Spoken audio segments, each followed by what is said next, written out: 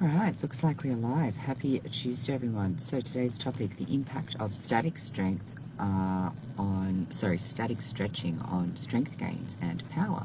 So a recent meta-analysis that was done in 2022 showed there's some surprising results in the impact of static stretching on your strength, your overall strength and your power. Now, first up, let's actually talk about, well, what is static stretching? So if you could cast your memories back to, the dreaded PE class that we used to do in school, remember things like, when we used to do the quad stretch where you'd, hold one quad back or one foot back in your hand and hold it there for a period of time, or, your hamstring stretch, which you might use a buddy or a wall to get into the calf and the hamstring, right?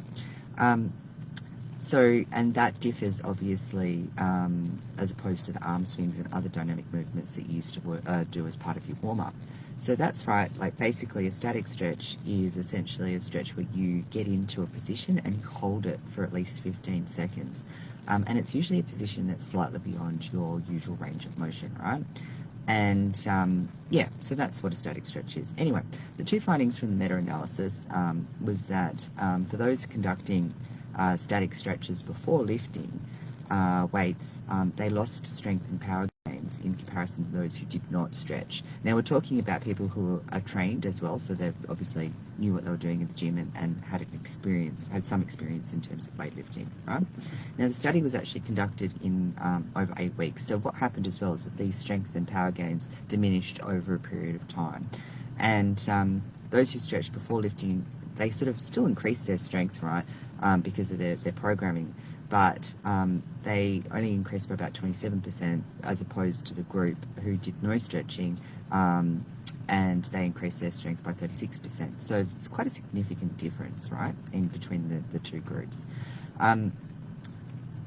Obviously, as well, in the studies that went longer than 8 weeks, there was even a bigger reduction in strength gains.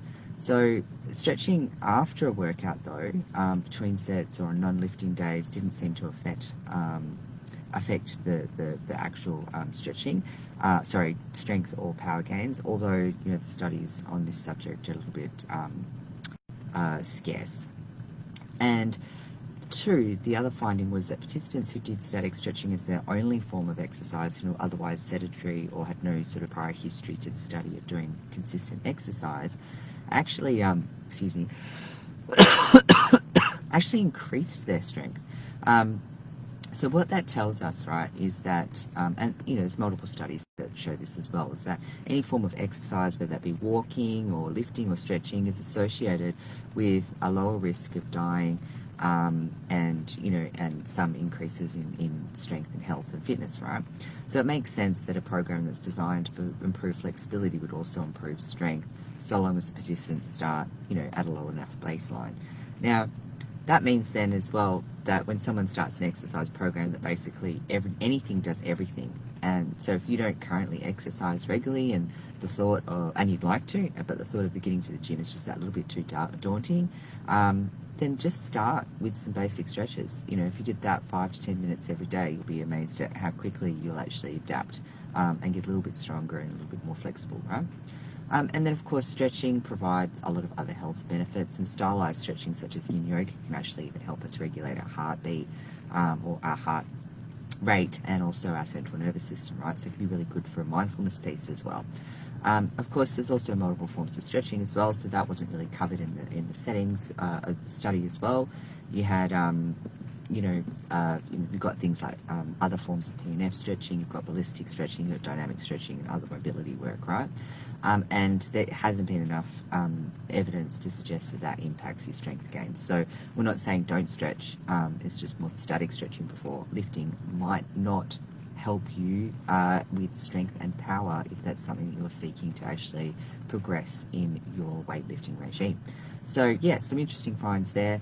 Obviously, it's one meta-analysis, and a meta-analysis usually goes over a number of studies, but that doesn't mean that, if you're finding that it works for you, that you keep going. And we're not saying that you don't get strength gains as well, it's just that, the people who didn't in this particular meta-analysis consistently showed that they didn't progress as quickly.